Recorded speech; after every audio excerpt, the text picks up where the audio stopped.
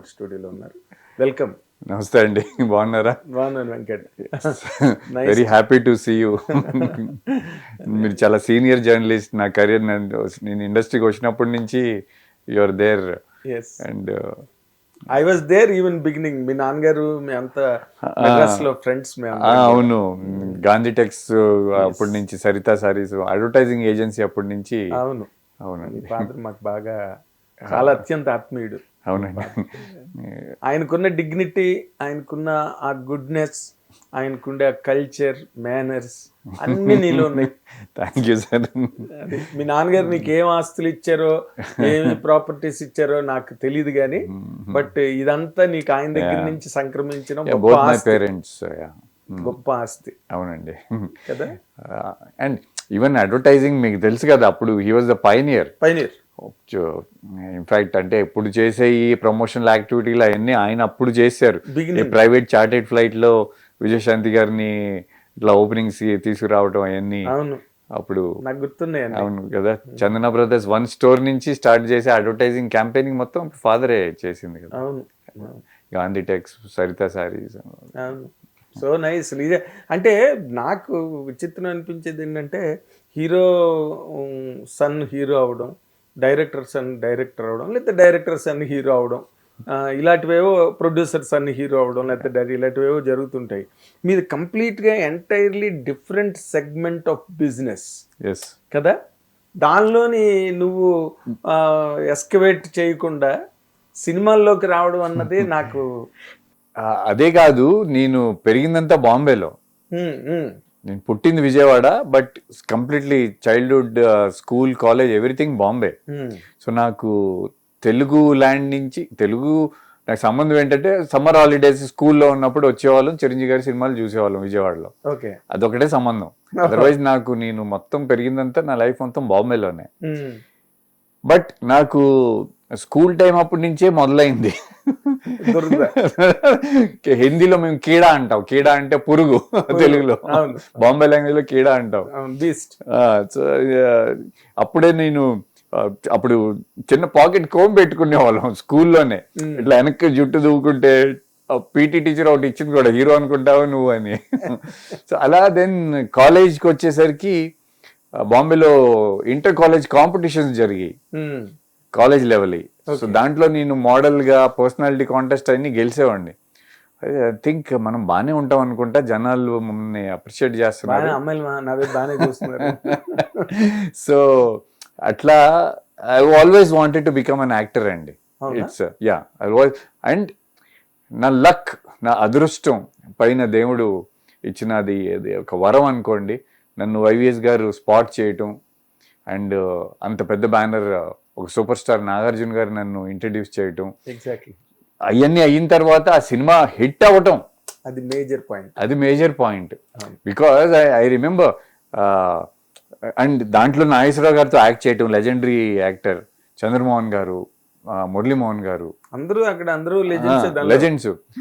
So cinema hit అనేది ఎంత important అప్పుడు తెలియలేదు, ఇప్పుడు ఇంకా బాగా తెలుస్తుంది. అప్పుడు too young to understand. Just finish college and వచ్చేసాను, అసలు ఏమి ఇక్కడ ఐడియా లేదు. సరే, ఒక పెద్ద super star, Annapurna studios, big banner launching, very happy. అది కూడా మీ నాన్నగారు చెప్పుంటారు నీకు. యా, అది కూడా వచ్చింది నాకు. ఆయన అడ్వర్టైజింగ్ ప్లానింగ్ చేయటం వల్ల వచ్చింది. అప్పుడు స్టెర్లింగ్ రెడీమేడ్ గార్మెంట్స్ అని ఉండేది, స్టెర్లింగ్ షర్ట్స్. అవును. సో దానికి నేను మోడలింగ్ చేశాను. సో ఆయనకున్న brain or knowledge, marketing vision తో దాని నేను, ఐ రిమెంబర్ చెక్ షర్ట్, ఇట్లా షర్ట్ ఓపెన్ పెట్టి మెడలో అది కట్టుకొని స్టాండింగ్ స్టిల్, అది మన తెలుగు మ్యాగజైన్స్ వాటిలో ఆయన ప్లాన్ చేసి, ఆ స్టిల్ చూసి యాక్చువల్లీ చోటాకి నాయుడు గారు నన్ను స్పాట్ చేసింది. ఓకే.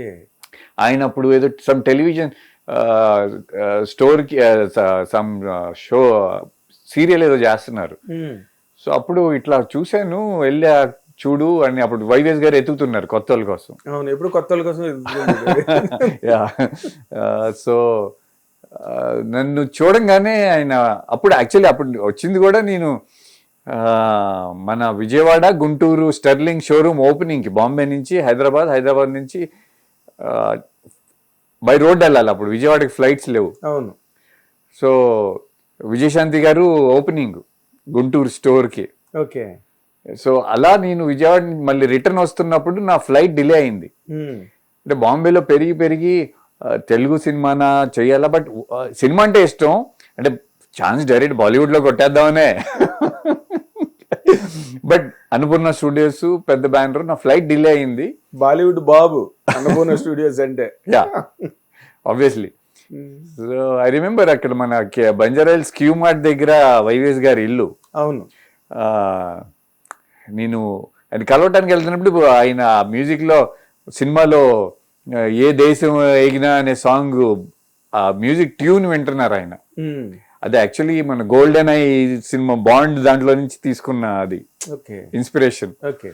సో అలా నన్ను చూశారు, కలిశారు, అండ్ ఆయన అప్పుడే ఫిక్స్ అయిపోయాడు. తర్వాత చెప్పాడు, నువ్వు నా హీరో అని నేను ఫిక్స్ అయిపోయినాయా అని. ఎప్పుడు బొమ్మలు చూడగానే ముందే నన్ను ఫోటోలు చూసి నన్ను కలిసి, ఆ టైంలో ఇంకేంటంటే బాంబే రావటం, హీరోయిన్స్ సెలెక్షన్ కోసం అట్లా మీ ఇద్దరం ఫ్రెండ్లీ అయిపోయాం. నేను బాంబేలో ఉండటం వల్ల అక్కడ లోకల్ హెల్ప్ అవన్నీ. బట్ నా screen test was one big joke అసలు. అన్నపూర్ణ స్టూడియో 7 acres లో అప్పుడు నిన్నే పెళ్ళాడితే రిలీజ్ అయ్యి మంచి హిట్ అయిపోయింది. పెద్ద హిట్ కదా. నాగార్జున గారు అప్పుడు నేను ఫస్ట్ టైం ఆయన కలిసింది నానక్రామ స్టూడియోలో తబ్బు గారితో కూర్చొని, ఆయన ఆవిడ మా ఆవిడ ఐ థింక్ ఆ సినిమాని అనుకుంటా, జైల్ సీక్వెన్స్ ఈవి గారి సినిమా, ఆ షూటింగ్ లో ఫస్ట్ టైం కలిసింది ఆయన్ని. సో బిఫోర్ దాట్ మా స్క్రీన్ టెస్ట్ 7 acres లో నిన్నే పిల్లాడితో సెట్ లో నేను అప్పుడే చూసా సినిమా. అది ఆరి భలే ఉంది, అంటే కొత్త కదా ఆ సినిమాలో చూసిన సెట్, ఆ రోజు నేను వేసుకున్న కాస్ట్యూమ్స్ నాగార్జున గారి ఆ సినిమాలో ఆయన వాడిని చేంజెస్ అయ్యి, అరే నేను ఆయన కాస్ట్యూమ్ అంటే నాకు చిరంజీవి గారు నాగార్జున గారు అంటే బాగా ఇష్టం. నాగార్జున గారు బాగా స్టైలిష్ గా ఉంటారు స్క్రీన్ మీద, ఒక బాలీవుడ్ హీరో లాగా ఉంటారని ఎప్పుడు I use to feel. So screen test ఇప్పుడు మనం ఎట్లా మాట్లాడుకుంటున్నామో ఇది స్క్రీన్ టెస్ట్. నాకేం రాదు, action cut camera, I don't know anything.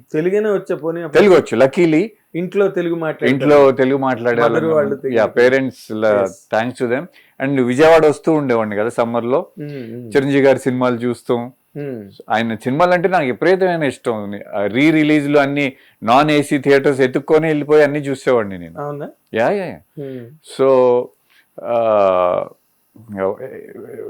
అడిగింది ఏంటంటే నాగార్జున గారితో. So yeah screen test. So screen test నాతో పాటు ఆ year glad racks man hunt, అంటే అప్పుడు మిస్టర్ ఇండియా విన్నర్ ఆ కుర్రాడు.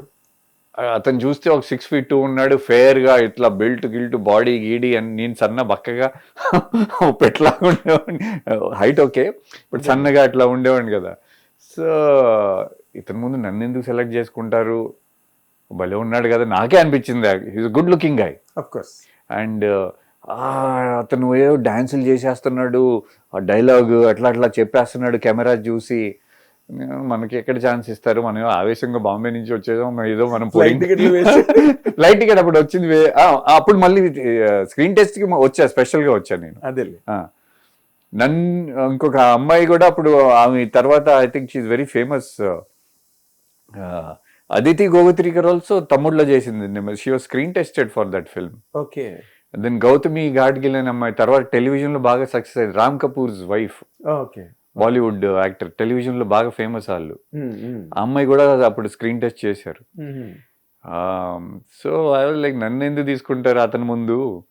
బట్ ఈవినింగ్ ఆ టేప్ చూసిన తర్వాత, ఆడిషన్ కాదు ఇంటర్వ్యూ, నాది ఇంటర్వ్యూ, మా వైవిఎస్ నన్ను ఏంటి నీకు ఎందుకు ఇష్టం సినిమాలు అంటే అట్లా క్వశ్చన్స్ అడగటం, నేను రిప్లై అవ్వటం, ఇది నా స్క్రీన్ టెస్ట్. నాగార్జున గారు టేప్ చూసి మనోడిని ఫైనల్ చేసేయండి అని ఈవినింగ్ ఓకే చెప్పేశారు. మార్నింగ్ డే అంతా స్క్రీన్ టెస్ట్, ఈవినింగ్ అవ్వగానే ఆయన చూపించారు. నేను రిటర్న్ వెళ్లే ముందు I was confirmed hero. Phone చేసి చెప్పాడా? నాగార్జున గారు ఓకే చెప్పేశారా నీకని. So then the journey started. Nagarjuna garu ఏమైనా మాట్లాడారా అయిన తర్వాత, షూటింగ్ స్టార్ట్ అయ్యే ముందు? అదే నేను ఫస్ట్ టైం కలిసింది నానక్రామగూడ స్టూడియోలో. ఆయన షూటింగ్ చేస్తున్నారు జైల్ సీక్వెన్స్ సంథింగ్, జైల్ బయట. అంటే అప్పుడే నేను I think that was my first entry in to a studio maybe. Okay. First time ఒక స్టూడియోలోకి ఎంటర్ అవ్వడం నానక్రామ్ కూడా. నానక్రామ్ కూడా స్టూడియో. మ్మ్. ఒక జైలు సెట్ చూసి అంటే ఎంత మన సినిమాల్లో చూస్తే ఎంత ఎక్సైట్ అయిపోతాం కదా మరి. అది ఎదురుగుండా అంత handsome super star and Tabu గారు కూర్చొని ఉన్నారు. ఇట్లా నా సినిమా హీరో అని ఇంట్రడ్యూస్ చేశారు అప్పుడు. ఒక పెద్ద హీరో నా సినిమా హీరో అని ఇంట్రడ్యూస్ అది తబ్బు గారి Cloud9. యా యా అండ్ తీసుకెళ్లే ముందు మా చౌదరి మంచి బట్టలు వేసుకో ఆయన కలవడానికి వెళ్తున్నావు నన్ను హీరోయిన్ కాదు మీదే బట్టల వ్యాపారం. నన్ను చాందిని హీరోయిన్ ని అప్పుడు తీసుకెళ్లి ఫస్ట్ టైం ఇంట్రొడక్షన్ నాగార్జున గారితో అక్కడే. And such a wonderful experience working studio.